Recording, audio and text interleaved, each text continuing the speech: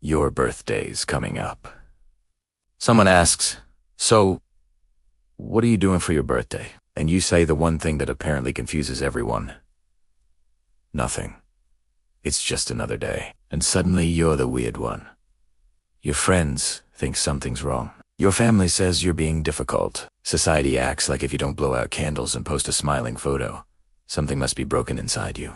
But what if nothing's wrong with you? What if you're actually more evolved than people give you credit for? Because psychologists have actually studied this, and what they found says a lot more about the people who judge you than about you. And before we go deeper into why your brain might actually be protecting you by not caring about your birthday, if this kind of content makes you think differently about yourself and the people around you, go ahead and hit that like button and subscribe so you don't miss the rest of this. This video was made for you, whether it's sadness, maturity, or something much deeper. Stay with me.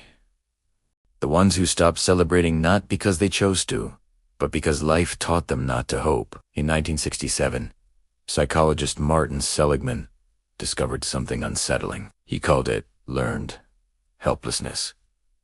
When someone experiences repeated disappointment with no control over the outcome, their brain eventually stops trying. Not because they're weak, because they're efficient. And birthdays are basically a prediction error machine. Here's the science. Your brain runs on predictions. Neuroscientists Schultz, Dejan, and Montague showed that your dopamine system doesn't just respond to rewards. It responds to the gap between what you expected and what you got. So imagine this. You're young. You expect the party. You expect your friends to remember. You expect to feel special. And when none of that happens, not once, not twice, but year after year, your brain does the math. It stops predicting the reward. It stops releasing the dopamine, and eventually you stop caring. Not because you do you and want to care, but because your brain decided that hoping hurts more than forgetting. It was built from scar tissue. And the fact that they can say it calmly, that's not coldness, that's armor. But not everyone who skips their birthday carries scars. The second group looks completely different on the surface. These are the people who genuinely forget their own birthday. Not because of pain, but because their brain is running 17 tabs at once. Psychologists call this time blindness, and it's more common than you think. When you're deep in a project, a deadline, a life that demands every ounce of your attention, dates blur. Weeks blur. Your calendar looks less like a schedule and more like abstract art. And here's the thing.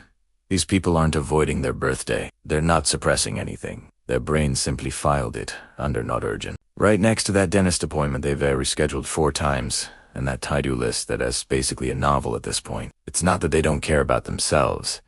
It's that they care about so many things that one day just slips through. Sound familiar? And then there's the third group. The ones who didn't forget. The ones who aren't hurt. The ones who looked at the whole concept of birthday celebrations and simply said, "I'm good." Not because they're cold, not because they're lonely, not because they're trying to prove something.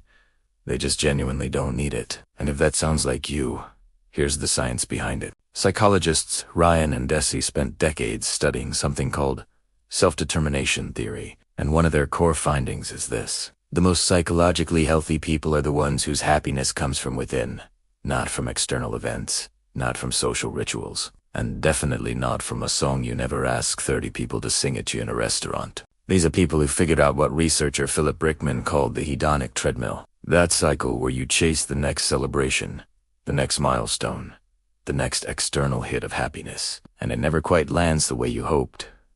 People in this group stepped off that treadmill. They're not missing anything. They just stopped outsourcing their joy. Think about that for a second. While everyone else is waiting for one day a year to feel special, these people figured out how to feel whole on a random Tuesday. And here's the part that trips people up.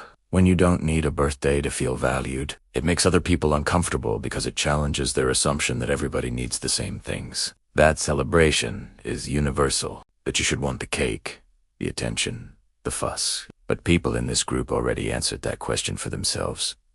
They don't need a calendar to remind them they matter. They don't need 30 people singing off-key to feel loved. They already know. But not everyone arrived at this place peacefully. Let me paint a picture. You're 8 years old.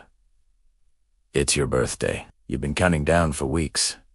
You told everyone at school. You imagined the balloons, the cake, the moment when everyone gathers just for you. And then the day comes, and it's quiet. Maybe the people you hoped would show up didn't. Maybe someone forgot. Maybe the whole thing felt smaller than the version you built in your head. And you didn't cry about it. Not where anyone could see. You just quietly adjusted your expectations, and the next year you expected a little less, and the year after that even less. Here's what most people don't know. Researchers at Johns Hopkins found that our brains don't just remember painful dates. They relive the emotion every single year. It's called the anniversary effect. Your calendar moves on, your brain doesn't.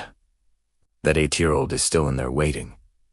But here's the plot twist. Not everyone who skips their birthday is doing it from a place of strength.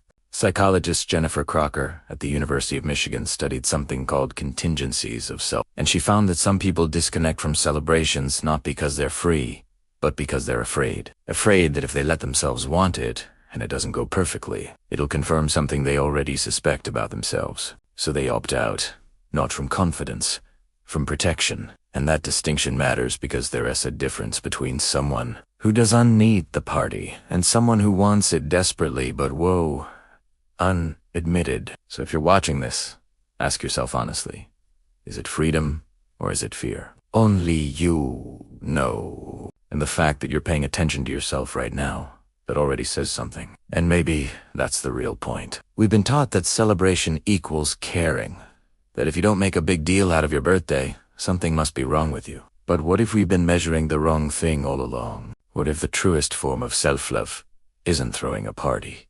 It's not needing one. Maybe someone watching this right now spent their last birthday alone. Not because no one cared, but because the silence finally felt enough. If that's you, you're not broken. You belong to a quiet tribe that doesn't need permission to feel whole. But just in case, here it is. You're allowed. If this video found you today, it wasn't an accident. Leave a comment if you've ever spent a birthday alone and felt perfectly fine about it. Or better yet, share this with someone who needs to hear that there's nothing wrong with them. And if you want more like this, subscribe. The next video might explain even more about you than this one did. Nothing was ever wrong with you.